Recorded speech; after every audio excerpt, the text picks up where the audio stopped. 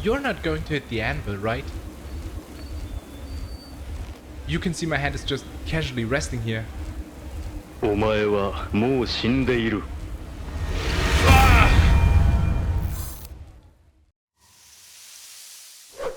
Pull out your notebooks, people. It is time to learn more about combat. We have quite a few systems going on in Atlas Fallen. They are all tied into one another, and now we make some room to explain them to you. Prepare yourself to learn more about our core combat resource momentum and all the cool things it unlocks, like essence stones and shatter attacks. Jérémy, take it away. The combat, we've tried to make it feel very agile, very mobile, and also quite snappy. So contrary to other games that are maybe trying to be more animation driven, with longer times where you cannot cancel your attacks or else, we really try to play on more the player reflexes and them being quick and having a lot of possibilities to move around. We have a system in place that we call momentum, and it's really the core gameplay. Everything is built around that, at least in our combat. As the player fights, they get stronger and stronger. They will accumulate some sort of energy, and they need to remain on the offensive. They need to continue fighting in order for this energy to continue accumulating and not go down.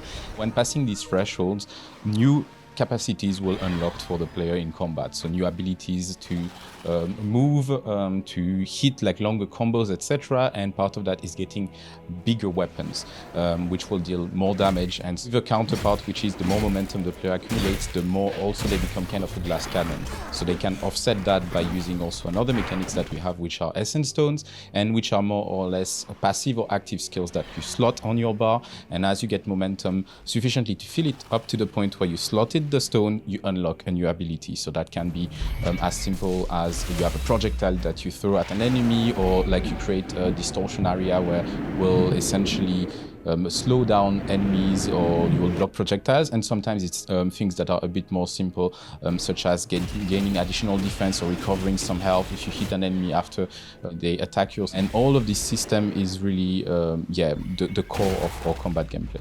We have this whole aerial combat. We have a lot of mobility as I expressed, and this mobility also is vertical. So we can have the double jump with our character, and we can glide in the air and so on.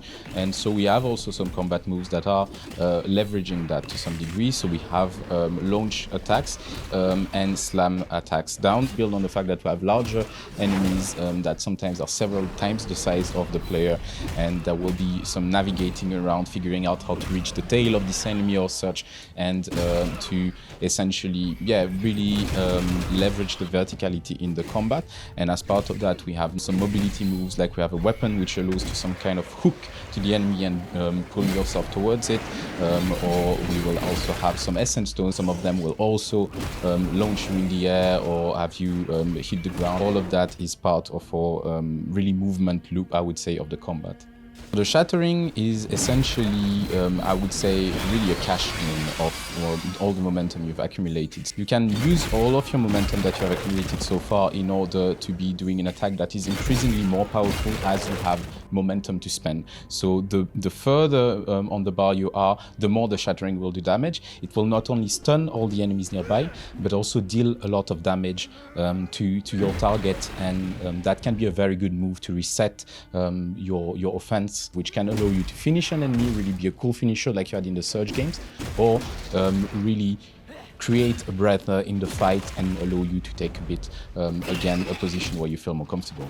We decided to keep really what's part of the DNA of Deck13 for already several games, right? This idea of having different body parts that we can target on the enemies, but really leverage it with now bigger scale enemies that are also leveraging, as I was saying, the movement and so on. So what we have is enemies will be separated in different body parts, and actually even the same type of enemy may be encountered with different setups at different moments of the game, and some body parts will be selected to be mandatory. So that means it's kind of their HP points, if you want. So you will damage a body part and ultimately destroy it, but maybe this enemy has like 2 or 3 of them that you will need to destroy before you're able to defeat the enemy, and you will have some optional body parts, and these you can decide to take on them, make the fight longer, and make the enemy a bit tougher, because each time you destroy a body part, they have a period of time where they are like more relentlessly attacking and unlock some new moves.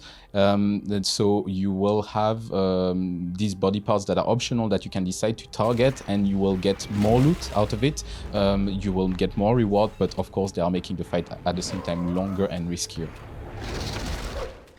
Amazing. Hopefully you got everything. I know it's quite a lot to digest, but if anything is unclear, feel free to ask in the comments down below and I will try to get back to you.